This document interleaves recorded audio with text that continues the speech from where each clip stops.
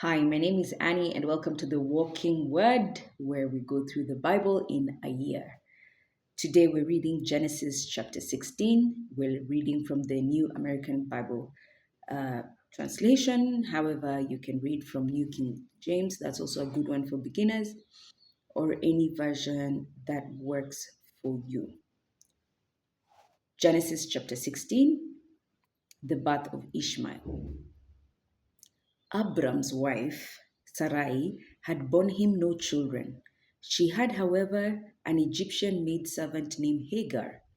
Sarai said to Abram, "The Lord has kept me from bearing children. Have intercourse then with my maid. Perhaps I shall have sons through her." Abraham heeded Sarah's request. Remember, back then, any child born to your slave would still be considered your child of your household, isn't it? Okay. Thus, Abraham had lived 10 years in the land of Canaan. His wife Sarai took her maid Hagar the Egyptian and gave her to her husband Abraham to be his concubine. He had intercourse with her and she became pregnant. When, when she became aware of her pregnancy, she looked on her mistress with disdain. Now you've been upgraded to second wife and now you're showing the first wife disdain. So Sarai said to Abram, "You are responsible for this outrage against me. I myself gave my maid to your embrace." But ever since she became aware of her pregnancy, she has been looking on me with disdain. May the Lord decide between you and me. Hmm. So you can almost feel the bitterness in Sarai's voice when it comes to barrenness and the shame that comes with barrenness and the feeling that I have tried in all means to give you an heir, but all I get in return is disrespect and shame.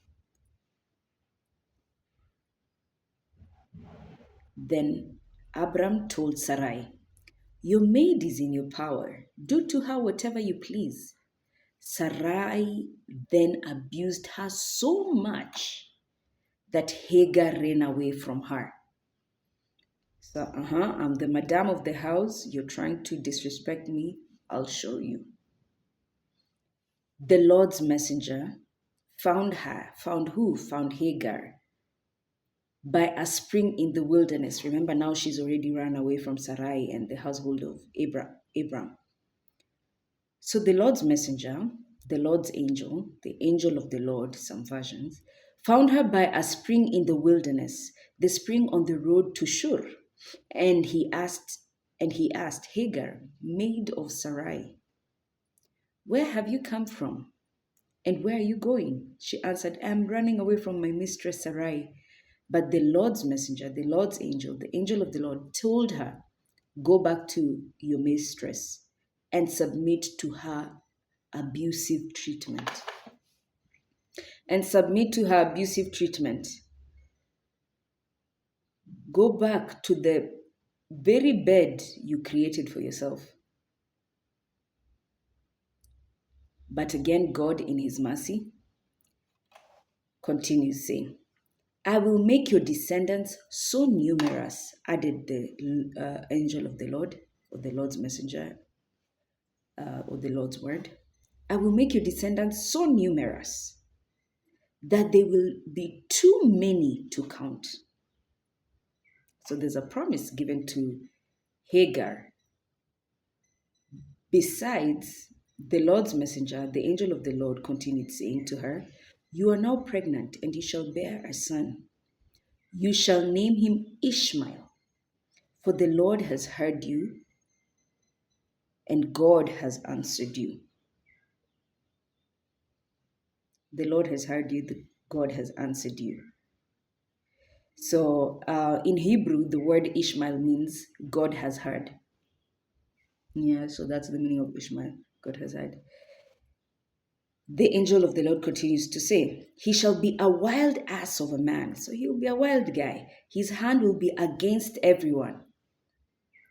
He'll never have peace with his brethren.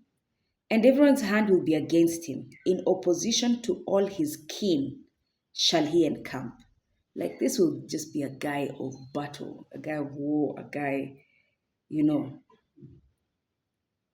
Then to the Lord who spoke to her, now Hagar, to the Lord who spoke to her, she gave a name saying, "You are the God of vision. You're the God who sees." And that name translated is normally El Roy, the God who sees, El Roy. Yeah.